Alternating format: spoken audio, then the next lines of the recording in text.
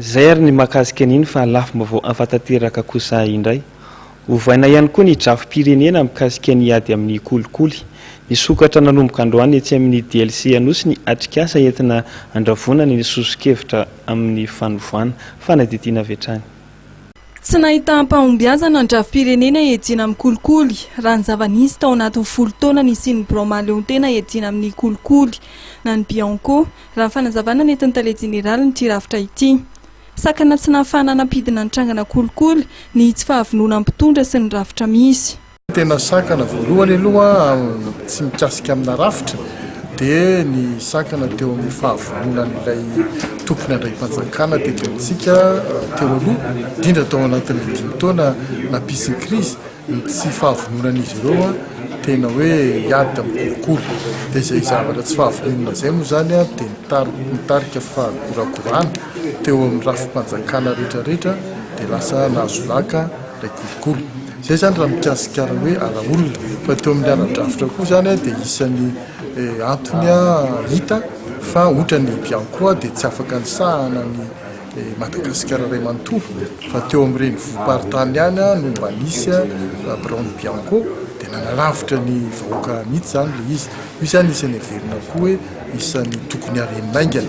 Dia manarak'izay koa moa teo amin'ny fomba fanenjehana tao amin'ny rafi-pitsarana izay napetraka anenjika sy hitsara ny raharaha kolikoly dia teo koa ny heverina fa nisy ny tsy fahombiazana satria tsy dia nampatahotra ny olona loatra ny fampiarana ny lalàna ka dia isan'ny nahazo vahana ny kolikoly. Dia izay koa zany ny heverina fa tokony ovana amin'ny tetikady vaovao tia ny ananantsika fitsarana tsara n'ireo raharaha kolikoly ireo afaka anao atsaka-izay lavany azany asan'izany. Anisan'ny soso-kevitra mivoatra tamin'ny fionana ihany koa ny hanafoanana amin'ny fiarovana manokana ho an'ny manam-pahefana hafa raha toa ka voaroroy amina raharaha kolikoly ny tompony andraiki-panjakana.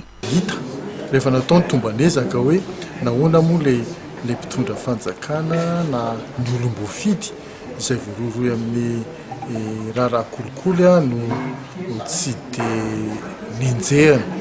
Dia io le misy hoe misy ny tsy maty manota dia misy hoe ny petit poisson ihany ny voenjika fa le mpandika lalàna goavana atao sahala mijerim-potsiny.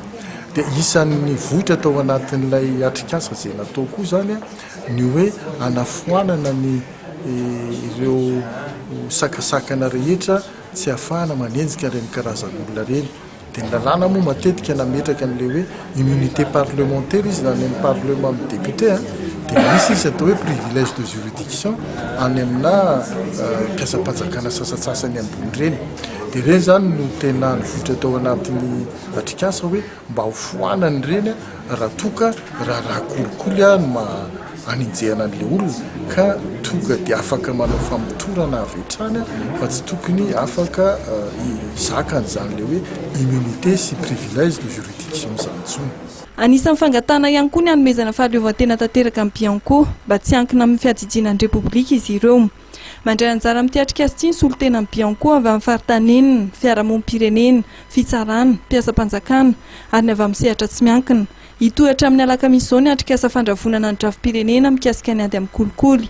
Ny 15 febroary kosa no atolotra ny drafi-pirenena vaovao entina hiadiana amin'ny kolikoly.